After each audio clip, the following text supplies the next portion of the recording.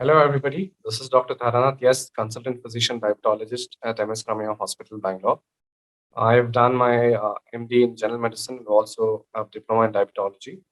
Now, today on World Art Day, I would want to talk about what dyslipidemia is. So, as most of you know, on your routine checkup, you might have found out that your blood cholesterol is high, you're lean build, but you do not understand how that you have high cholesterol.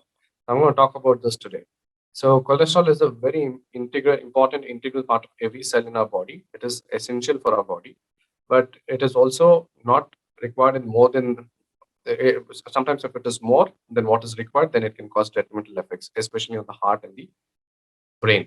So on the heart, it can cause coronary artery disease, what we call as heart attack in layman's term, and it can also cause a stroke or a paralysis when it causes a clot in the brain.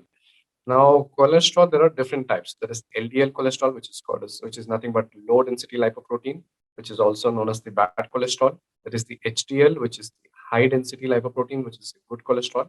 And then there is triglyceride, which is another type of cholesterol. And there's VLDL, chylomicrons, and so on. So now, out of this, in an Indian um, phenotypic pattern, we see more of triglycerides, more of total cholesterol, increased LDL, and a reduced HDL. Now, the HDL, which is the good cholesterol, which should be in good amount, is lesser in Indian patients, and the LDL, which is the bad cholesterol, which should be lesser, is seen much higher in Indian patients. Now, dyslipidemia, along with diabetes and hypertension, will form the worst possible triad in any individual above 40 years or 45 years. Like I told you earlier, it can cause detrimental effects, which could result in serious morbidity and mortality. Now, how do we increase the HDL? Now, HDL is the good cholesterol, and to increase that, we need to increase the exercises. We need to quit smoking. We need to eat healthy, that is, eat the omega 3, increase the omega 3 fatty acids or PUFAs, that is what we call as polyunsaturated fatty acids. Now, where do we get these PUFAs? Now, PUFAs are predominantly seen in seeds, be it flax seeds, pumpkin seeds, chia seeds, nuts like walnuts, almonds, and berries, whatever berries. So all these three are rich in omega-3 fatty acids, and that should increase the HDL cholesterol. And to reduce the LDL, which is the bad cholesterol, we tell people to avoid saturated fatty acids, saturated fats, and even monounsaturated fats, trans fats.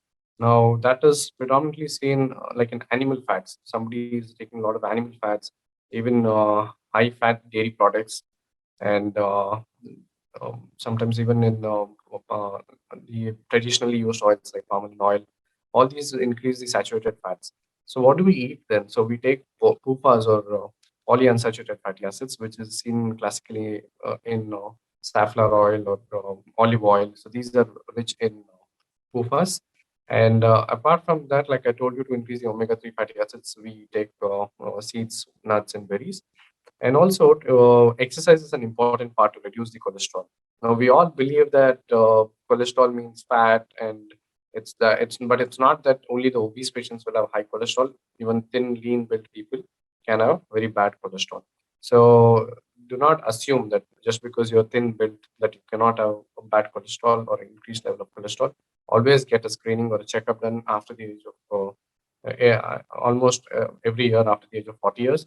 We have seen it quite common even in 25-year-olds. So if it's possible, get a screen once at 25, once at 30, 35. And once you've detected you have dyslipidemia, it means that you need to follow a strict lifestyle apart from taking the medicines. Now, strict lifestyle is what I told in terms of consumption of PUFAs or omega-3 fatty acids, and also exercise, weight loss, quit smoking, and tablets as well. Now, tablets generally what we give for cholesterol is taken classically after dinner because it acts best after dinner, and it is once a day tablet. And we need to repeat the blood cholesterol once in 3 months at least to have a look how well the cholesterol is controlled after starting the medications to alter or modify the dose. Now, apart from that, what we should also know is that this cholesterol, if left untreated, can result in multiple other complications, be it pancreatitis or cardiac failure, those kind of things. So it's important to eat healthy, stay fit, increase your exercises, and lose weight, and also have a good follow-up and compliance of the medications. Thank you.